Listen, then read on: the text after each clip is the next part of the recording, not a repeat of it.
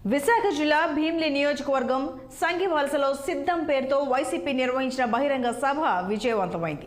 సభకు 34 నియోజకవర్గాల నుండి భారీ ఎత్తున పార్టీ శ్రేణులు కార్యకర్తలు తరలివచ్చారు. ఉత్తరాంధ్ర వేదిక నుంచి ఆ పార్టీ అధినేత జగన్మోహన్ రెడ్డి సమర శంఖారావం పూరించారు. జగన్ స్పీచ్ తో పార్టీ శ్రేణుల్లోనూ కార్యకర్తల్లోనూ జోష్ నిండుకుంది. పార్టీ శ్రేణులు కార్యకర్తల్లో నూతన ఉత్సాహం ఆకాశాన్నంటింది. ఇక ఇదే అంశంపై అనకాపల్లి నియోజకవర్గ ఇన్ఛార్జ్ మనసాల భరత్ కుమార్ తో మా విశాఖ ప్రతినిధి కీర్తి కన్నబాబు ఫేస్ టు ఫేస్.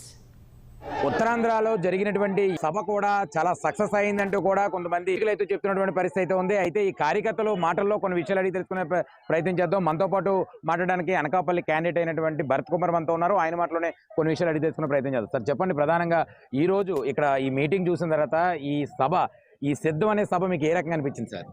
సభ విజయవంతమైందండి. జగన్మోహన్ రెడ్డి గారు ఎన్నికల సంకరావానికి ఉత్తరాంధ్ర నుంచి స్టార్ట్ చేయడం మొదలెట్టడం జరిగింది. దీనికి జగన్మోహన్ రెడ్డి గారు సిద్ధంగా ఉన్నారు. మమ్మల్ని అందరినీ సిద్ధం చేయడానికి ఈ సభని స్టార్ట్ చేసి చాలా విజయవంతంగా మా కార్యకర్తలు ఈ 3 జిల్లాల నుంచి విజయవంతంగా రావడం జరిగింది.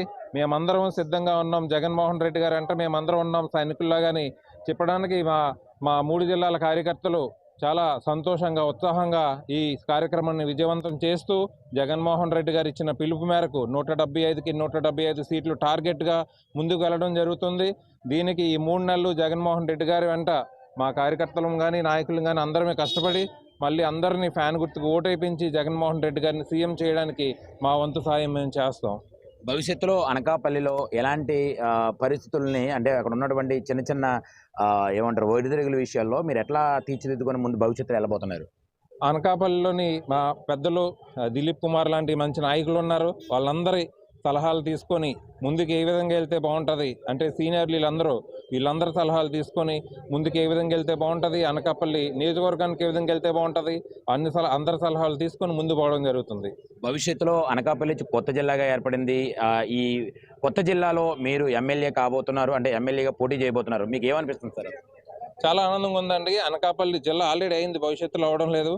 సో అనకాపల్లి బాగా డెవలప్మెంట్ జరుగుతూ ఉంది. జగన్మోహన్ రెడ్డి గారు ఎన్నో అభివృద్ధి పథకాలు ఇంప్లిమెంట్ చేసి ఎంతో ఎక్కువ బడ్జెట్ మా అనకాపల్లి జిల్లాకి సమకూర్చి బాగా డెవలప్ చేస్తున్నారు. ఎక్కువ ఉపాధులు కూడా కల్పించడానికి జగన్మోహన్ రెడ్డి గారు మా ప్రాంతానికి చేస్తున్న సహకారానికి మేమందరం ఎంతో కృతజ్ఞత తెలుపుతూ మళ్ళీ జగన్మోహన్ రెడ్డి గారిని సీఎంగా చేస్తాం. అయితే మనతో పాటు మాట్లాడడానికి అనకాపల్లి ముఖ్యంగా తుంపా సీనియర్ నాయకులు దిలీప్ కుమార్ గారు కూడా మనతో ఉన్నారు. ఆయన మాటల్లో కూడా కొన్ని విషయాలు అడిగి తెలుసుకునే ప్రయత్నం చేద్దాం. సార్ చెప్పండి, ప్రధానంగా ఈ రోజు సభ చూసిన తర్వాత ఉత్తరాంధ్రలో ఈ యొక్క ప్రపంచం ఎలా ఉండబోతుంది అంటారు? ఇది ఒక ప్రపంచం సృష్టించడం జరుగుతుంది. ఇవాళ ఈ సభ ద్వారా జగన్మోహన్ రెడ్డి గారు ఇవాళ కార్యకర్తల్లో చాలా మంచి ధైర్యాన్ని పెంచేటటువంటి విధంగా మంచి ఉపన్యాసం ఇచ్చారు. దీనివల్ల ఇప్పటికే జగన్మోహన్ రెడ్డి గారు గడిచిన 4.5 సంవత్సరాల్లో చేసినటువంటి మరి అభివృద్ధి కానివ్వండి, అందిస్తున్నటువంటి సంక్షేమం కానివ్వండి, ఇవన్నీ కూడా ప్రజల గుండెల్లో నాటుకుపోయి. అదే విషయాన్ని సీఎం గారు ఇవాళ చెప్పడం కూడా జరిగింది. ఇవాళ ప్రజలంతా కూడా వైఎస్ఆర్ కాంగ్రెస్ పార్టీ పక్షాన జగన్మోహన్ రెడ్డి గారు మళ్ళీ ముఖ్యమంత్రి కావాలి, ఇవాళ ఏవైతే ఈ సంక్షేమ పథకాలు జరుగుతున్నాయో అన్నీ కూడా మళ్ళీ వాళ్ళకి అందాలంటే జగన్ గారినే గెలిపించాలన్నటువంటి దీంతో ఉన్నారు. అదే విషయాన్ని ఇవాళ ముఖ్యంగా ఇవాళ జరిగింది బహిరంగ సభ కాదు. ఇవాళ జరిగినటువంటి సభ వైఎస్ఆర్ కాంగ్రెస్ పార్టీ కార్యకర్తలందరికీ కూడా దిశ నిర్దేశించేటటువంటి విధంగా జగన్మోహన్ రెడ్డి గారు కార్యకర్తలకి ఇవాళ సూచన చేశారు.